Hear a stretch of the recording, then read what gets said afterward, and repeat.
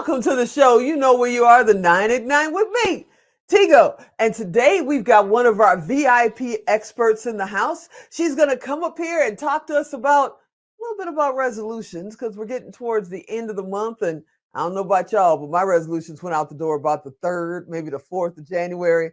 We're also going to talk about, what most people think. My mother used to say, you know what they say.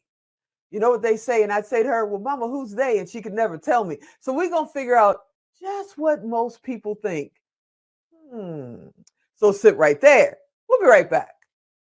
Expert Talk is sponsored by Pod Nation TV, the podcast to broadcast network.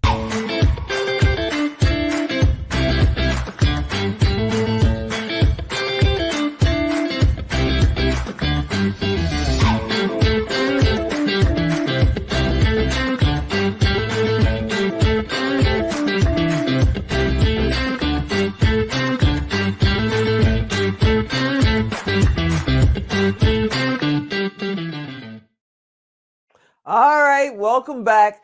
You know who we got here today? Michelle Petties is here, and you guys have seen her before. She talks about, the transformation through her life. 700 pounds, my goodness. She talks about being brand new, but today she's going to call me to the carpet and figure out why I listen to what most people think. Michelle, are you out there? I'm here. Yes. Well, welcome, my friend. Welcome, my friend. Happy New Year. I haven't seen you in 2022 until today. So thank you so much. And thank you for being one of our VIP experts coming in and straightening us up. So glad to have you. So glad to have you. Now, Alan's out there. He's got his little clock. We're going to have to lock him in the closet somewhere. He's timing us. So we got to dig in real quick. Yeah, I'm guilty of it. I'm guilty. I wonder what people think sometimes. But I know a lot of people think what most people think and how they follow the wrong path. What does that mean to you, my friend? Yeah, what most people think. And you mentioned it, Teresa, in the intro, when you talked about my losing 700 pounds. Well, yeah. I didn't lose 700 pounds all at one time. It is a lifetime, 40 years, 4 decades of yo-yo dieting. Losing weight, gaining weight, losing weight, gaining weight. And over the course of those 40 years, I gained and lost 700 pounds until I finally figured out how to lose it and keep it off. And the way that I did that was I changed my thinking from what most people think. And here's what I mean by that. I go out now, Teresa, I may, go out to dinner with friends and they'll bring the dessert tray. They'll bring the dessert tray, after you've eaten, and then they come out with all the lusciousness that I used to. The best part. Yeah, the best part, right. The bread pudding, the chocolate cake, the creme brulee, the deep dark chocolate sundae, all that, right?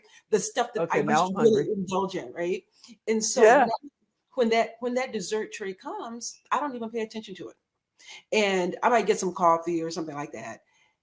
And invariably, somebody will say to me, oh my gosh, I wish I had your willpower. They say it all the time. And I don't want to, get into the food talk, but I think to myself, it is not about willpower. I don't want it. I don't have any desire for it. And so the thing is, when you get to the point that you have an understanding of how certain foods impact your body and impact how you look, and that becomes more important than the food, then you don't even have a desire for it. So most people think you have to have self-control, you have to have self-discipline, you have to have willpower to resist these foods or to resist the foods or certain behaviors. You don't. What you need is an imagination. What you need is not to have the desire for it. So if I don't desire it, if I don't want it, then I don't have to exercise willpower, self-control, or self-discipline. And so what I teach people how to do is how to manage that desire so that the thing that they desire is not on the plate. The thing that they desire is what's inside themselves, what's inside their body, how they're going to look, how they're going to feel, how they're going to show up, to go in their imagination to what I will look and feel like if I choose not to have this bread pudding. So how do you get there? How do you get there? Because, I had Southern parents. Yeah. And it was almost part of a religion. You sat down, you had meals together, which I miss. But you didn't leave that table until if mom made a cake, it was an Right. insult that you didn't eat a Right. piece of that cake. Right. So Right. how do you get to the point, where you say, that's it. I'm not touching it. I don't need it. My health is more important. It's Yeah. easier to say than Yeah. do. How do you get there? What's the first step? Okay, I'm going to tell you my secret, like my secret recipe that I share with the people in my group, and it's what I call the bride story. Okay. And here's a bride story. I want you to pretend. I want you to pretend that you're single, but what you really want to do is get married. And I Uh-huh. want you to pretend that you have been dating. You have been dating your partner for, I don't know, a very long time, longer than what you wanted. And Okay. finally, you all have set a date. Finally, the question has been popped. Let's do Okay. this thing. We're gonna do this thing. We've been together. We know it's real. Let's do it. And you are just delighted. And you have set a date. The date is 6 months down the line. And Okay. now you're on the hunt. You're on the hunt. You're looking for the dress. You're looking for the dress. You looked in catalogs. You're going from store to store. You've been everywhere and you have not been able to find the dress. You don't even know if you're going to be able to find one.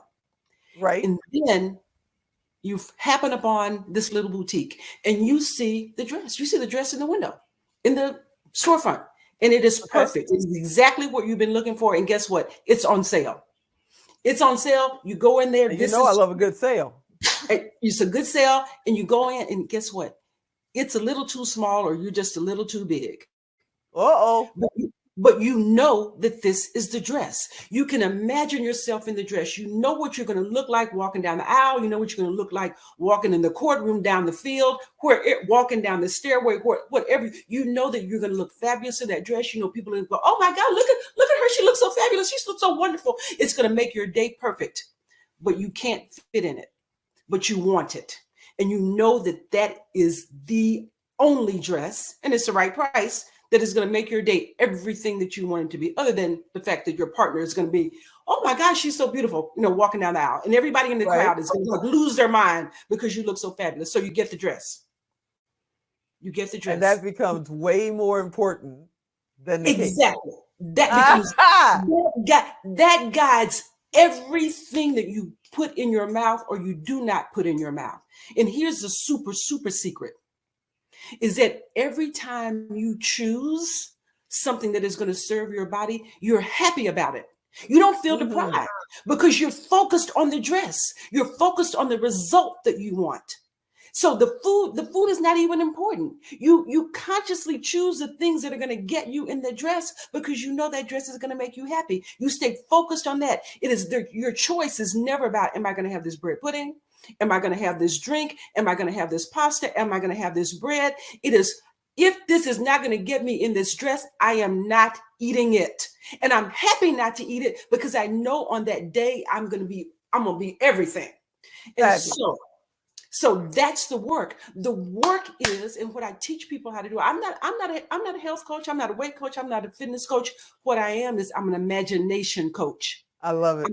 I'm an imagination coach, and I teach people how to dig deep into their imagination, find their happy place so that where they want to be is more compelling, more beautiful, more wonderful. That experience is more than anything that could ever be on the plate. And that guides your decision, that keeps you in alignment, and it gets you to a body that you love, and it gets you there without you feeling deprived and unhappy and mad.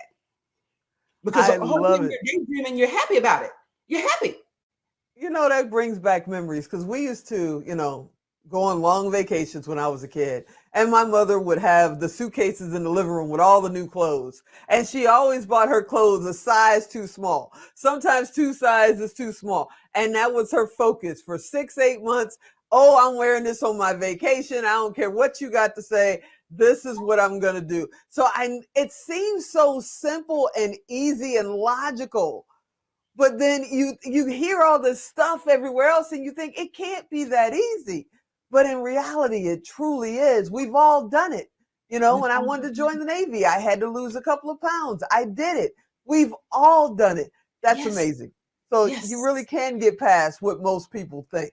Yes, we can get past what most people think. And the thing what this journey does, it gives us the power to understand that what we think and what we believe is more important than what most people think. That's why it's about our relationship with ourselves and not a relationship with food, which we'll talk about at some point in the future. Oh yeah, we'll talk to you next month for that. Let's tell everybody where they can find your book. Your book is amazing. How they can get in touch with you.